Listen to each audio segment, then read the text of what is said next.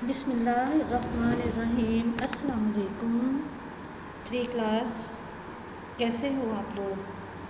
میں امید کرتی ہوں کہ آپ سب اپنے اپنے گھروں میں خوش اور مطمئن ہوں گے۔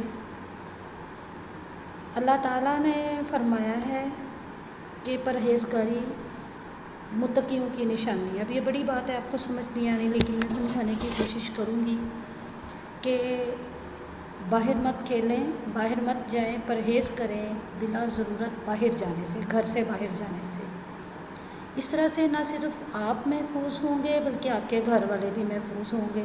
جب آپ اور آپ کے گھر والے محفوظ ہوں گے تو بہت جلدی پھر کیا ہوگا کہ اسکول پھر کھل جائیں گے، ٹھیک ہے نا۔ اس طرح سے آپ کی بھی تعلیم کا بھی نقصان ہو رہا ہے، پیسے بھی جو ہے ان کا بھی نقصان ہو رہا ہے، اور اگر خدا نہ خواستہ آپ کے گھر میں آپ کی وجہ سے کوئی بیمار ہو جاتا ہے تو صحت کا بھی نقصان ہے، ٹھیک ہے۔ میں امید کرتی ہوں کہ آپ سب میری اس نصیحت پہ عمل کریں گے۔ اچھا جی، آج میں ہوں آپ کی اردو ٹیچر مس شازینہ۔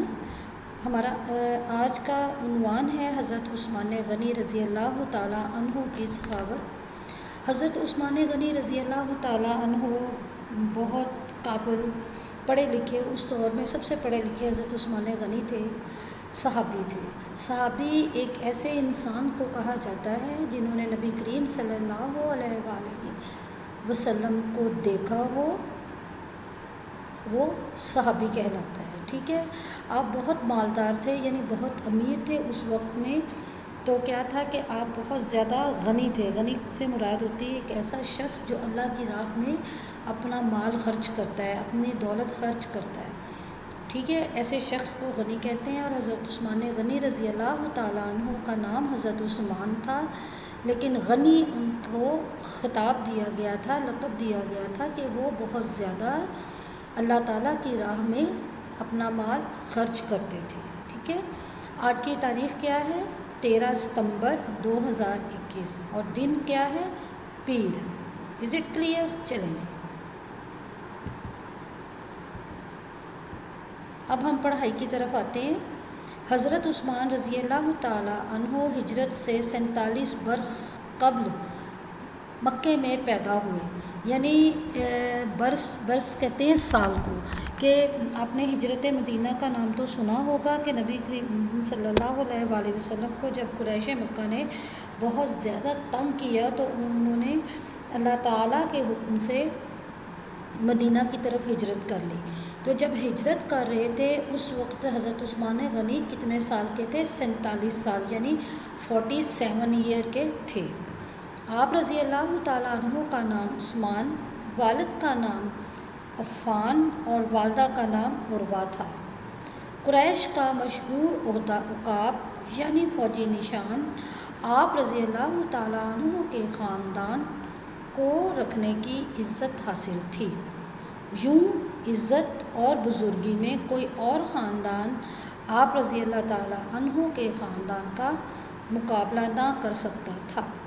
حضرت عثمان غنی رضی اللہ تعالیٰ عنہ مسلمانوں کے تیسرے خلیفہ راشد تھے۔ خلیفہ راشد سے مراد یہ ہے بچوں کہ نبی کریم صلی اللہ علیہ وآلہ وسلم جب اس دنیا سے پردہ فرما گئے، یعنی وفات پا گئے، تو آپ کے بعد 4 خلیفہ ہوئے۔ ایک سب سے پہلے حضرت ابوبکر صدیق رضی اللہ تعالیٰ عنہ، دوسرے نمبر پر حضرت عمر رضی اللہ تعالیٰ عنہ، اور تیسرے نمبر پر حضرت عثمان غنی رضی اللہ تعالیٰ عنہ، ٹھیک ہے۔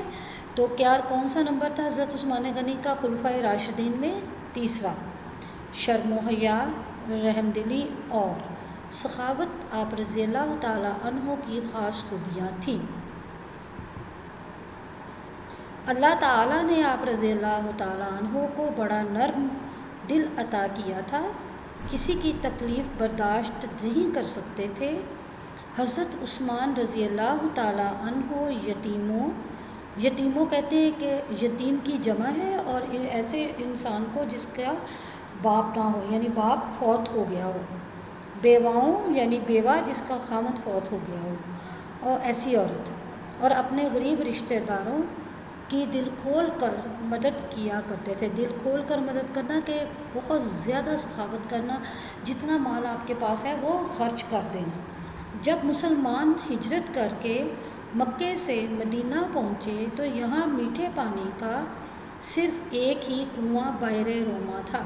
بحر روما یعنی کنواں ایسی جگہ کو کہتے ہیں بچوں، پانی کا بہت بڑا ایک گڑھا کھودا جاتا ہے، تو جہاں پھر زمین کے اندر آپ کو پتہ ہے پانی ہوتا ہے، تو جہاں میٹھا پانی مل جائے وہاں تک کھود کے پھر اس کے ارد گرد اینٹوں سے ایک دیوار بنا دی جاتی ہے گول، پھر اس کے اوپر ایک راڈ لگا کے اس میں ایک رسی راڈ کے ساتھ باندھ کے دوسرے سرے سے بالٹی باندھ دی جاتی ہے، تو پھر لوگ اس میں سے پانی نکالتے ہیں۔ تو وہ کنواں جو تھا اس کا مالک جو تھا وہ ایک یہودی تھا، ٹھیک ہے، اس نے کنویں کے پانی کو اپنی آمدنی کا ذریعہ بنا رکھا تھا۔ اب آمدنی کا ذریعہ کیسے بنایا تھا کہ وہ کنویں کا پانی بیچ دیتا تھا، کہ کسی نے 10 روپے کا 1 لیٹر ہو گیا، یعنی ایک بوٹل لے کے جاؤ تو وہ 10 روپے میں 10 درہم میں بھر کے دیتا تھا، یعنی وہ کنویں کا پانی دیتا تھا اور لوگوں سے پیسے لیتا تھا، اس طرح سے وہ اس سے روزی کماتا تھا۔